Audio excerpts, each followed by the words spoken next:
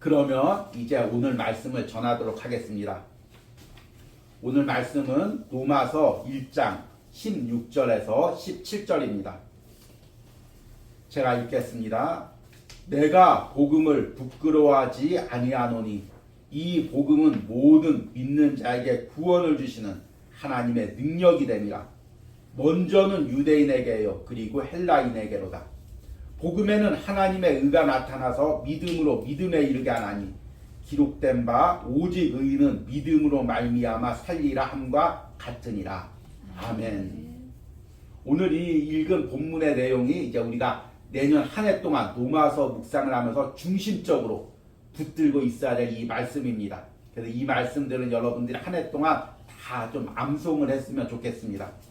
우리 같이 한번 로마서 1장 16절에서 17절 말씀 다시 한번 읽어보도록 하겠습니다. 내가 복음을 부끄러워하지 아니하노니 이 복음은 모든 믿는 자에게 구원을 주시는 하나님의 능력이 됨이라. 먼저는 유대인에게요 그리고 헬라인에게로다. 복음에는 하나님의 의가 나타나서 믿음으로 믿음에 이르게 하나니 기록된 바 오직 의인은 믿음으로 말미암아 살리라 함과 같으니라. 아멘. 여러분들이 이 말씀을 한 해 동안 꼭 붙들고 또 할 수 있으면 여러분들 이제 가정에다가 또 써서 이렇게 붙여놓고 볼 때마다 이 말씀을 붙들고 또 한 해를 복음으로 믿음으로 말씀으로 살아가시는 은혜가 있길 바랍니다. 오늘은 이제 올해 마지막 날이자 또 마지막 주일 예배입니다. 그래서 이제 사실은 한 해 동안 이어온 하나님 은혜 주신 하루를 살아가는 시편 묵상에서 은혜되는 부분들, 핵심적인 부분들을 정리해서 여러분들에게 말씀을 전하려고 준비를 했습니다. 그런데 이제 또 내일부터 또 이제 노이드 존스와 함께하는 로마서 묵상이 나갑니다. 그리고 이제 첫날 원고를 정리하다 보니 이 짧은 시간 안에 이 서론의 부분을 정리하기가 쉽지가 않았습니다. 하루를 살아가는 시편 묵상도 기준을 15분으로 잡고 있고 또 로마서 묵상도 15분으로 잡으려고 합니다. 이제 조금 초반에는 조금 긴 부분들이 있지만 결국에는 이제 15분으로 맞추려고 합니다. 그러니 15분 안에 이 이제 로마서의 핵심적인 부분을 설명하기가 쉽지 않아서 이제 초반에는 주일 설교 때 로마서의 말씀을 자주 이제 전하겠습니다. 그러니까 여러분들이 묵상을 이어가면서 주일에는 이 로마서 설교 말씀을 통해서 한 주 동안의 말씀을 더 깊게 들어가고 정리하시길 바랍니다. 우리가 인생을 살다 보면 때로는 사람의 관계에서 회의를 느낄 때가 많이 있습니다. 여러분들은 언제 사람과의 관계에서 회의를 느낍니까? 그 사람이 언젠가는 변하겠지 기다렸는데 변하지 않는 것입니다. 고집불통이고 일방적인 남편이 살다 보면 언젠가는 변하겠지, 나이 들면 변하겠지, 아이들이 크면 변하겠지 기다렸는데 변하지 않는 것입니다. 또 아내가 잔소리꾼인 아내가 이제 좀 나이 들면 좀 묻어내지겠지 기다렸는데 여전히 변하지가 않습니다. 가부장적이고 또 일방적이고 또 때로는 다혈질적인 아버지가 언젠가는 변하겠지 기다렸는데 또 변하지가 않습니다. 그럴 때 우리는 이제 사람에게 대해 실망하죠. 이 사람은 변하지 않는구나. 사람은 변하지 않는구나. 이런 마음이 듭니다. 또 우리가 이제 회사에서 또 좀 어려운 동료들과 참고 인내하고 내가 잘 맞춰주다 보면 언젠간 이 사람 변하겠지. 또 사장님한테 내가 잘 섬기다 보면 언젠간 변하겠지. 교회에서 조금 삐딱한 사람에게도 내가 잘 사랑으로 섬기면 언젠가는 변하겠지. 기다렸는데 결국에는 변하지 않습니다. 그러면 우리는 사람은 변하지 않는구나. 이렇게 이제 사람에 대해서 실망을 하게 됩니다. 저는 이제 제가 어렸을 때 예수님을 인격적으로 만나고 그리고 이제 말씀을 접하고 기도하면서 나의 모든 모난 성품과 부족함들이 하나님 앞에 깨어지고 내가 변화되는 은혜를 경험했습니다. 그래서 제가 목회를 시작하면서 제가 붙들고 추구했던 은혜는 복음으로 사람이 변한다. 복음으로 내면이 변화된다. 복음으로 영혼이 변화된다. 이것을 꿈꾸면서 항상 목회에서 꿈꾸고 말씀을 전할 때도 이 부분에 포커스를 맞춰서 말씀을 전했습니다. 그런데 제가 이렇게 말씀을 전할 때마다 이제 좀 나이 드신 선배 목사님이나 때로는 동료 목사님 또 나이 드신 성도님들이 항상 저에게 하는 말이 있습니다. 목사님, 사람은 안 변해요. 이렇게 확신에 차서 이야기합니다. 왜냐하면 이분들이 3, 40년 동안 목회를 해보고 또 성도들이 몇십 년 동안 또 신앙생활 해보면서 아무리 노력해도 상대방이 변하지 않고 또 때로는 본인이 변하지 않은 것을 느꼈기 때문에 경험에 차서 확신으로 사람은 변하지 않는다. 이 확신을 가질 때가 있습니다. 안타깝게도 저 역시 목회를 하다가 때로는 이런 마음이 들 때가 있습니다. 야, 사람은 변하지 않는구나.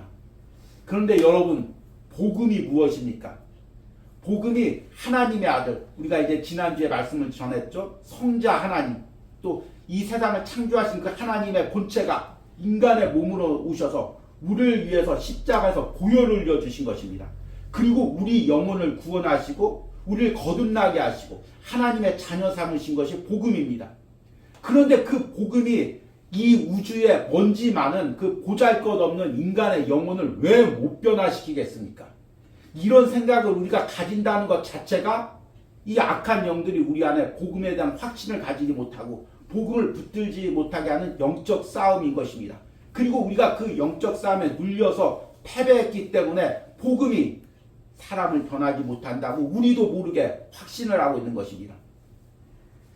여러분, 한 해 동안 우리가 로마서 말씀을 들으면서 다시 한번 복음의 능력에 확신을 가지시기 바랍니다.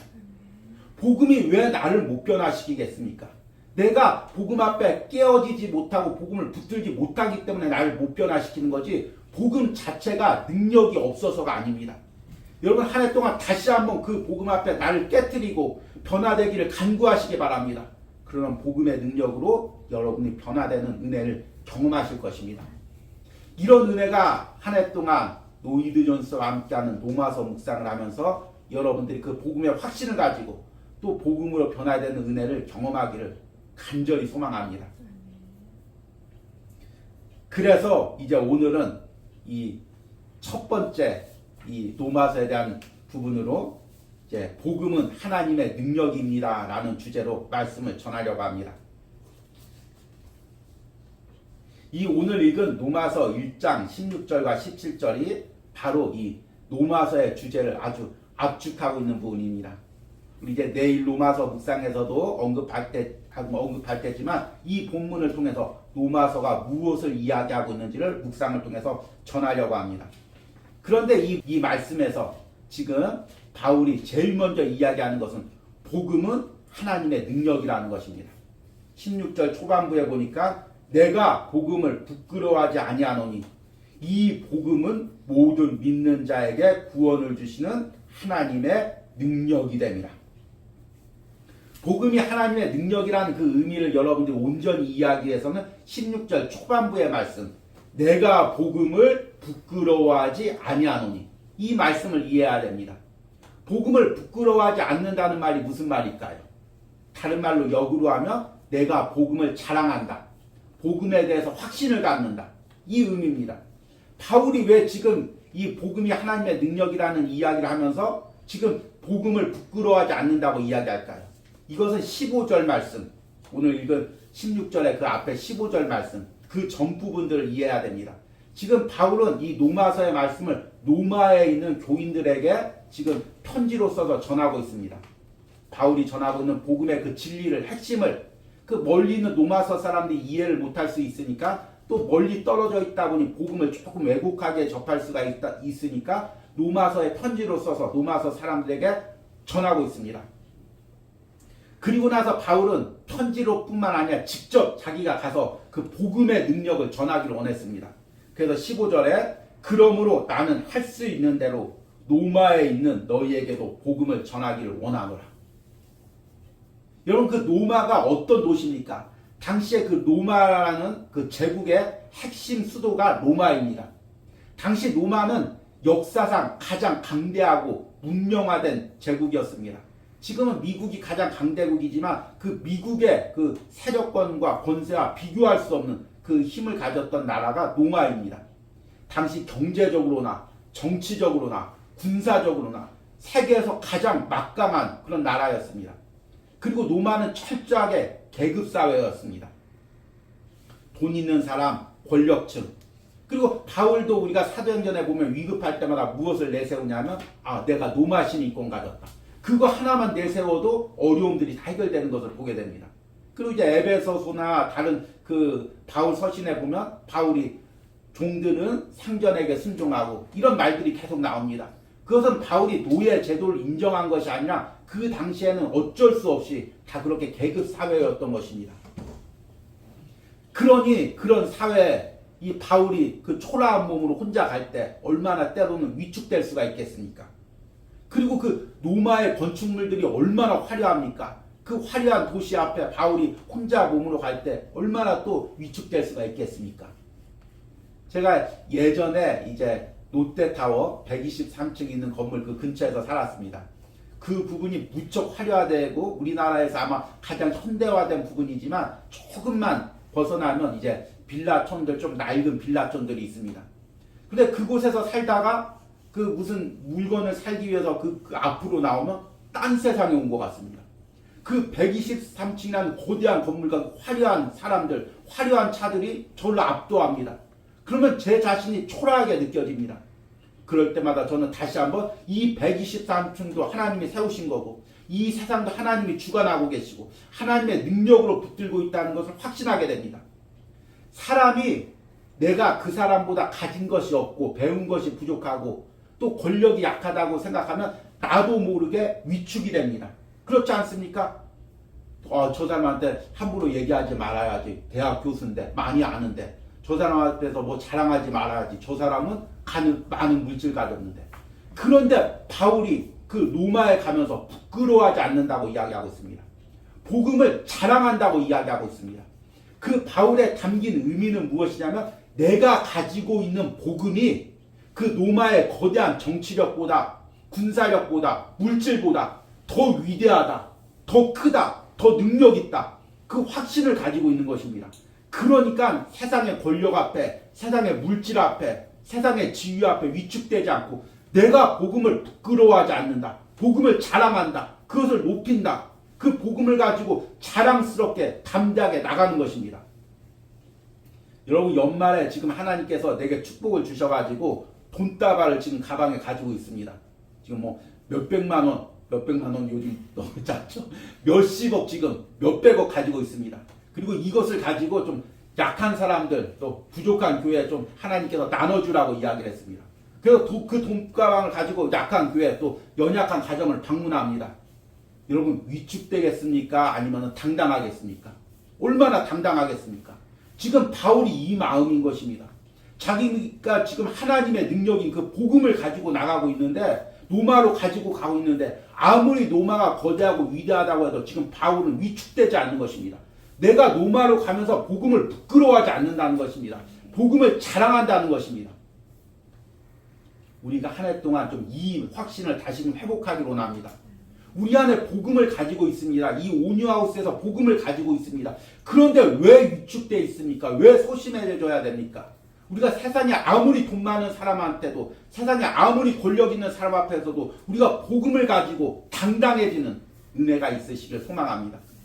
바울이 이렇게 당당하게 복음을 자랑하며 나갈 수 있었던 이유가 바로 오늘 이야기하는 이 복음은 모든 믿는 자에게 구원을 주시는 하나님의 능력이 됨이라. 이것을 확신했기 때문입니다. 이 능력이라는 단어는 헬러의 디나미스라는 단어입니다. 우리가 여러 번 들어가겠지만 현대 다이나마이트라는 단어의 어원이 된 그런 헬라어이기도 합니다. 다이나마이트는 무엇입니까? 폭발력이라는 의미죠. 그러니까 이 복음은 단순히 그냥 말로 전하는 것이 아니라 그 복음이 전해질 때 폭발력이 있는 것입니다. 그 복음이 전할 때 역동적인 능력이 일어나는 것입니다.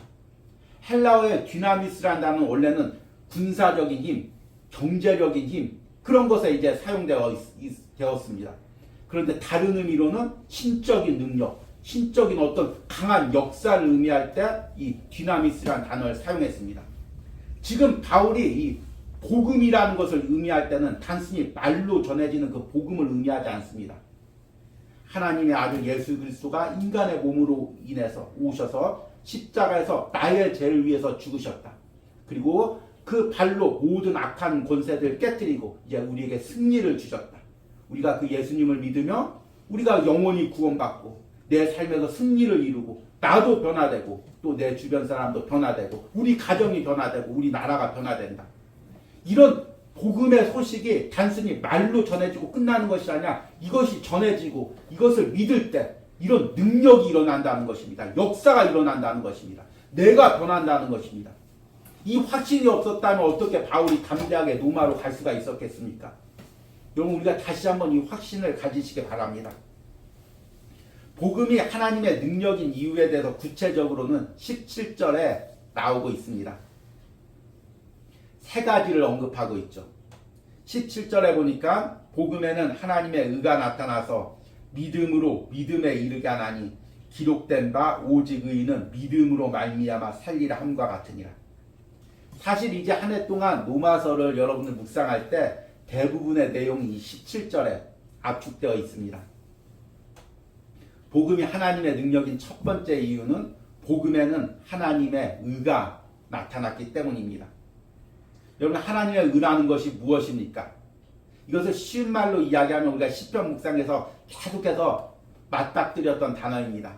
하나님의 공의, 하나님의 정의, 이것입니다. 하나님의 성품을 의미합니다. 하나님의 공의와 하나님의 정의가 무엇입니까? 하나님 말씀대로 사는 사람은 하나님께서 복 주시고 또 하나님 말씀을 어긴 사람들은 하나님 벌 주시고 하나님의 심판이 하나님의 공의고 하나님의 정의입니다. 이것을 여러분들이 조금 듣기 거북한 말로 직설적으로 이야기하면 하나님 뜻대로 산 사람, 하나님 말씀대로 산 사람을 하나님께서 천국에 보내시고 하나님 거역하고 하나님 대적한 사람을 지옥에 보낸다는 하나님의 정의입니다. 문제는 무엇이냐면 우리 중에는 하나님 뜻대로 살 수 있는 사람이 아무도 없다는 것입니다. 로마서에 보니까 의인은 없나니 하나도 없느니라 이렇게 이야기하고 있습니다. 여러분, 우리가 우리 인간이 아무리 하나님 뜻대로 살려고 해도 얼마큼 살겠습니까? 저 역시 목회자지만 항상 하나님 앞에 죄송스럽고 부끄러운 마음뿐입니다. 하나님 뜻대로 살려고 해도 매 순간 마음으로 죄를 짓고 행동으로 죄를 짓습니다. 항상 한 해 동안 제가 각오하고 기도하는 것은 항상 감사해야지, 불평하지 말아야지, 원망하지 말아야지. 그러다가도 어느새 감사하지 못하고 불평하고 원망하는 내 모습을 보게 됩니다. 우리 하나님 앞에 하나님께서 하나님의 의로 심판한다면 누가 과연 하나님 마음에 합하겠습니까? 다 우리는 지옥에 갈 수밖에 없는 그런 존재입니다. 그런데 하나님께서 예수 그리스도를 십자가에서 보내주셔서 우리 모든 인간의 죄를 십자가에서 감당하게 하셨습니다. 그리고 하나님의 모든 것에 온전히 순종해서 십자가에서 자기를 온전히 내어드리게 했습니다. 그래서 십자가에서 하나님의 의를 드러낸 것입니다. 나타낸 것입니다. 그래서 이제 우리는 나의 의로 하나님의 그 공의와 심판 앞에 서는 것이 아니라 십자가에 매달린 예수님을 믿고 그 하나님 앞에 나가는 것입니다. 이것이 바로 복음에 하나님의 의가 나타났다는 것입니다. 여러분, 생각해 보십시오. 내가 어떤 물질로도 내가 어떤 능력으로도 내 영혼을 구원할 수 없는데, 하나님의 심판대 앞에 설 수 없는데 복음을 가지고 십자가에 매달린 예수님을 믿음으로 그 하나님의 심판 앞에 설 수 있다는 것, 하나님의 의 앞에 설 수 있다는 것, 이것이 얼마나 능력입니까? 그러기에 복음은 하나님의 능력인 것입니다. 더 중요한 것이 두 번째 나옵니다. 믿음으로 믿음에 이르게 하나니. 여러분, 우리가 흔히 복음을 너무나 단편적으로 이해할 때가 많이 있습니다. 제가 복음에 대해서 설교하면 사람들이 그 복음 다 하는 건데 또 복음에 대해서 이야기한다고, 복음 예수님 믿고 천국 가는 거 아니냐고, 이렇게 간단하게 이야기하면 되지 뭘 그렇게 복잡하게 이야기하냐고 얘기하는 사람들이 있습니다. 예전에 이제 한참 오래된 프로그램인데요, 코미디 프로그램 중에서 유행어가 그까짓 거 뭐 그런 단어가 있었습니다. 그래서 이제 상대방이 골프 칠 줄 아세요? 그러면은 골프 그까짓 거 뭐 막대기로 그냥 대충 휘둘리면 치는 거 아닙니까? 이렇게 얘기하는 것입니다. 예. 근데 복음도 이렇게 이해하시는 분들이 있습니다. 복음 아십니까? 복음 뭐 그까짓 거 예수님 믿고 천국 가는 거 아닙니까? 이것은 복음을 모독하는 것입니다. 모욕하는 것입니다. 오늘 말씀해 보니까 복음은 믿음으로 믿음에 이르게 한다고 이야기하고 있습니다. 여기서 첫 번째 믿음은 무엇입니까? 헬라어 에크라는 전치사가 앞에 사용되어 있습니다. 제가 신대원 때 이제 전치사, 헬라어 전치사를 배울 때 자꾸 헷갈리니까 에크를 기침과 비유해서 배웠습니다. 에크 하면은 이제 기침이 나온다. 그래서 에크는 몸모로부터 나온다. 몸모로부터 출발한다. 이런 의미입니다. 그러니까 첫 번째 믿음은 무엇이냐면 출발하는 믿음입니다. 내가 예수님을 믿고 구원받는 그 믿음입니다. 놀라운 믿음이죠. 그러나 그 믿음이 끝이 아닙니다. 믿음에 이르게 하나니 두 번째 믿음에는 에이스라는 전치사가 쓰여 있습니다. 먼못에 도달하다는 것입니다. 여기서 그 도달하는 믿음은 무엇입니까? 우리가 예수님을 믿고 내 영혼이 예수님을 닮아가고 또 내 안에 하나님의 성품이 이루어지는 것입니다. 하나님께서 왜 영혼이 구원받았는데 왜 이 땅에 남겨두고 있습니까? 이 땅에서 무엇을 누린다고 해봤자 천국보다 무엇이 좋겠습니까? 그런데 왜 남겨두었습니까?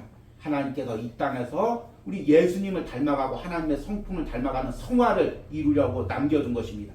그리고 하나님의 최종적인 목적은 무엇이냐면 하나님의 성품을 가지고 결국에 천국에서 하나님과 함께 거하기 위해서 이 땅에서 우리를 남겨둔 것입니다.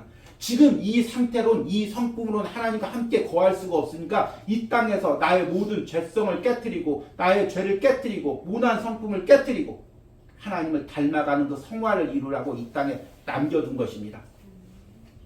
저는 이 성화가 너무 교리적인 단어이기 때문에 성화라는 단어보다 내면의 변화라는 단어를 즐겼습니다. 왜냐하면 성화란 단순히 외적인 변화가 아닙니다. 우리가 이 성화를 외적인 변화로 이해할 때가 많이 있습니다. 예배 드릴 때 거룩한 모습, 기도할 때 거룩한 모습. 그러나 성화는 내면에서 일어나는 것입니다. 나의 제된 중심성이 깨지고 내 안에 하나님이 거하시고 그러므로 내가 하나님의 성품을 가지는 변화가 일어나는 것입니다. 그래서 저는 이 성화를 내면의 변화라고 이제 즐겨 부릅니다. 그런데 복음은 단순히 머물러 있는 것이 아닙니다. 우리가 복음을 들으면 우리 안에 역동적인 힘이 일어납니다. 앞에서 복음이 헬라어의 디나미스라고 이야기했습니다. 계속해서 움직이고 폭발력이 있는 것입니다. 다이나마이트가 가만히 있을 때는 그것은 폭발력이 없습니다. 그냥 다이나마이트죠. 그런데 불이 붙어서 터져야 그 폭발력이 나타나는 것입니다. 내가 복음을 믿고 그 복음이 내 안에 역동적이 움직일 때, 나를 계속해서 깨뜨리고 변화시킬 때, 그때 복음의 능력이 나타나는 것입니다. 그래서 복음을 들으면 사실은 내 안에서 부대끼죠. 그냥 내 죄성대로, 내 생긴대로, 내 성품대로 살면은 편하죠. 그냥 내 성격대로, 내 성질대로 살면 말하고 행동하면 무엇이 불편하겠습니까? 그런데 복음은 계속해서 나를 깨뜨립니다. 변화시킵니다. 그러니까 괴롭죠. 힘들죠. 그런데 그 안에 변화의 기쁨이 있습니다. 능력이 있습니다. 이런 은혜가 나타나길 바랍니다. 그리고 복음이 하나님의 능력인 마지막 이유는 마지막 부분에 기록된 바 오직 의인은 믿음으로 말미암아 살리라 함과 같으니라. 아멘. 이제 믿음에 대해서도 여러분들에게 계속해서 이제 말씀을 드리겠습니다. 그런데 믿음으로 산다는 건 무엇입니까? 내가 가진 능력, 내가 가진 재능, 내가 가진 힘으로 사는 것이 아닙니다. 철저하게 나를 깨뜨리고 예수님을 믿는, 예수님을 의지하는 그 능력으로 사는 것입니다. 앞에서 제가 사람이 웬만하면 변하지 않는다는 여러 사람들의 그 고백을 언급했습니다. 그래서 왜 변하지가 않을까요? 분명히 복음을 그 사람들도 다 알고 복음을 30년, 40년 믿었는데 왜 변하지가 않을까요? 복음은 믿음으로 사는 것입니다. 믿음이란 무엇입니까? 나의 무능력을 인정하는 것입니다. 내 힘으로, 내 노력으로는 구원을 받을 수가 없구나. 오직 하나님의 능력으로 내가 변화를 받고 구원을 받는구나. 이것을 깨닫는 것이 복음이고 이것이 믿음입니다. 그래서 복음은 내 안에 의가 하나도 드러나지 않습니다. 여러분들이 이제 로마서 말씀을 계속 묵상하다 보면 조금 불편한 부분이 무엇이냐면 로마서에는 철저하게 인간의 조금의 자랑도, 인간의 조금의 의도 남겨두지가 않습니다. 보통 이제 설교 말씀할 때 신앙생활에선 인간의 의를 조금 남겨두죠. 아, 집사님 수고하셨습니다. 그래서 집사님, 권사님이 잘하셨습니다. 아, 목사님 정말 평생 목회 잘하셨습니다. 인간의 의를 조금이라도 남겨둡니다. 그런데 여러분 로마서를 묵상하다 보면 놀라운 것을 발견하게 됩니다. 조금도 자랑할 것이 무엇이냐? 조금도 없느니라. 아주 그냥 철저하게 조금의 자랑도 남겨두지 않습니다. 왜냐하면 복음에 인간의 자랑과 인간의 의가 조금이라도 들어가면 복음의 능력이 역사하지 못하기 때문입니다. 복음이 순수해지려면 인간의 모든 의와 자랑, 나의 모든 능력과 재능, 모든 자랑이 철저하게 깨어져야 됩니다. 그래야 복음의 능력이 나타나는 것입니다. 우리가 왜 변화되지 않을까요? 아직도 내 의가, 내 자랑이 나타나 있기 때문입니다. 내가 얼마나 기도 많이 했는데, 내가 얼마나 신앙생활 열심히 했는데, 내가 얼마나 목회를 많이 했는데, 노력했는데, 이러니 깨어지지가 않는 것입니다. 변화되지 않는 것입니다. 하나님 앞에 철저하게 주님, 내가 죄인입니다. 주님, 내 노력으로 아무것도 할 수 없습니다. 주님, 나를 변화시켜 주십시오. 그렇게 무릎 꿇고 자신의 무능력함을 인정하고 무릎 꿇어야 변화가 되는데, 이것을 내려놓지가 않으니까 어떻게 변화가 되겠습니까? 그리고 이것을 내려놓고 복음 앞에 매달려 본 적도 없으면서 우리가 무엇라고 이야기하냐면 사람은 변화되지 않아. 이렇게 이야기하는 것입니다. 여러분, 다시 한번 복음 앞에 나를 깨트리시기 바랍니다. 다시 한번 복음으로 변화되는 그 은혜를 꿈꾸시기 바랍니다. 이제 말씀을 이제 맺으면서 다시 한번 복음의 관점으로 나와 주변을 보길 바랍니다. 지금 내 상황을 보시기 바랍니다.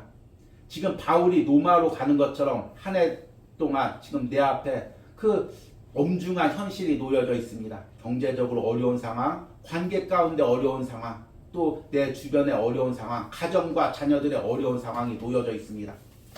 그러나 복음으로 그 현실을 대면하시기 바랍니다. 그리고 복음으로 내 자신을 보시기 바랍니다. 변화되지 않는 내 자신, 계속해서 눌려있는 내 자신도 복음으로 내가 소망을 가지고 일어섬을 확신하시기 바랍니다. 그리고 복음으로 내 옆에 있는 사람을 보시기 바랍니다. 아유, 저 사람 안 변해. 복음이 들어가도 안 변해. 예수님이 와도 저 사람은 못 변해. 그런 말을 하는 것이 아니라 복음이 들어가면 저 영혼도 변한다. 복음이 들어가면 저 영혼도 구원받는다. 그 확신을 다시 한번 가지시고 다시 한번 복음의 확신으로 한 해를 사시는 은혜가 있기를 소망합니다.